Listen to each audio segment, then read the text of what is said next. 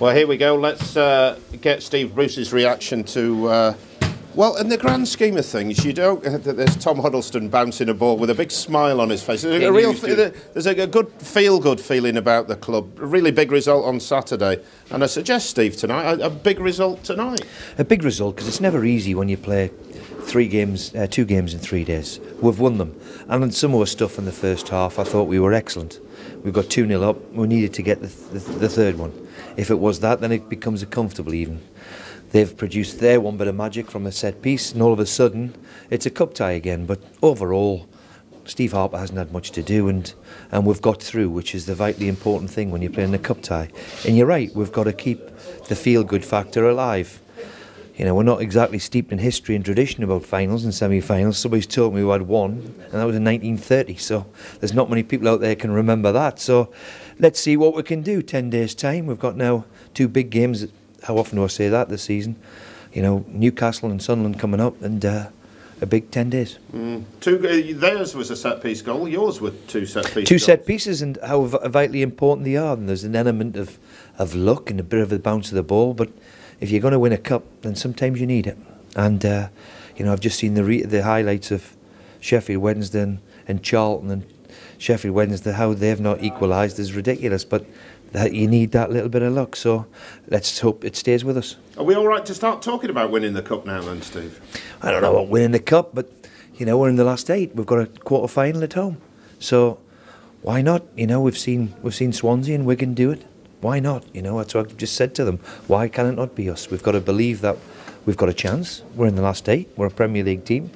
You know, we know when we've got our full team out, we're a threat to anybody. But there's still some big names in the hat, but all to play for.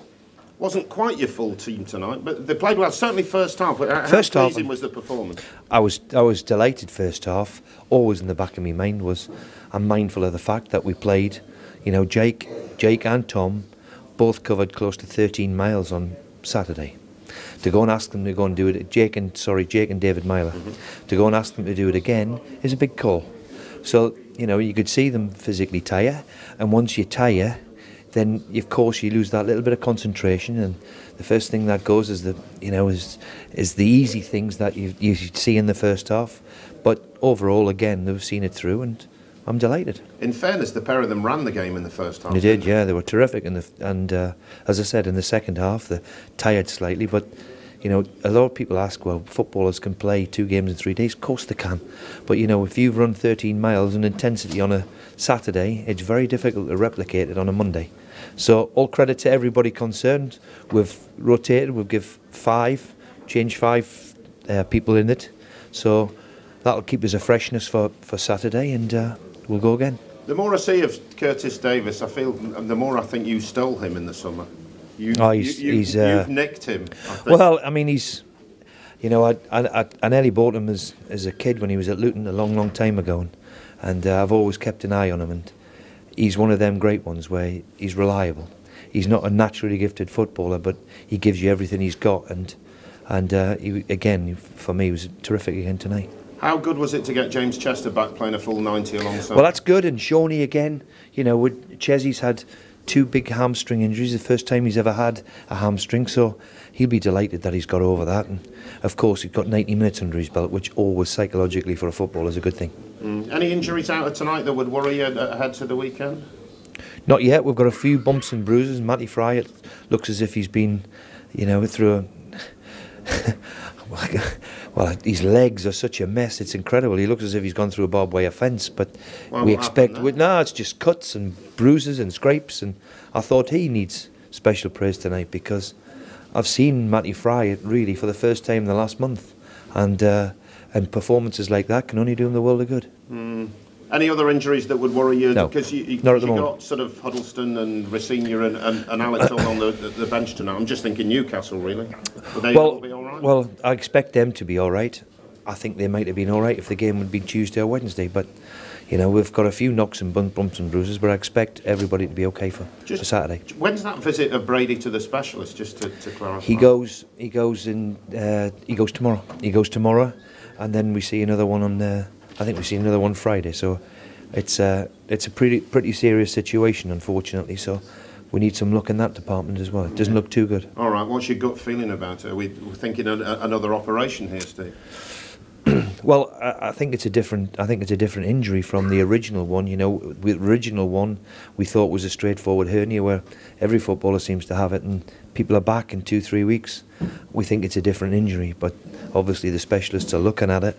It is a concern, a growing concern, because now he's missed a huge big chunk of the season, and when you do that, you're obviously in the area of, you know, having diagnoses where may need an operation again, and who knows, might be out for the rest of the season. We hope not, but it's certainly certainly a possibility. Finish on a positive. Is this as far as you've been in the club as a manager? I think I've done a couple of quarter-finals, but I haven't been past a quarter-final. Right. So, I don't think I lost a semi-final when I was a player. So maybe if we get to a semi, then somebody might stay with me for a little bit longer. Is it good that it's Sunderland? Are you pleased that it's Sunderland? All of that, Burnsy's, for me, is now gone. I've been here now for the best part of 20 months. Hull's been great for me. You know, let me come and manage under the radar a little bit, and I don't think I've got anything to prove. It'll be always nice to beat them. We've already done it twice. Let's hope a third time. Yeah, that's what I was thinking. Is that why it's nice to play? You've beaten them twice already this season. It's a quarter final. It doesn't matter who we play.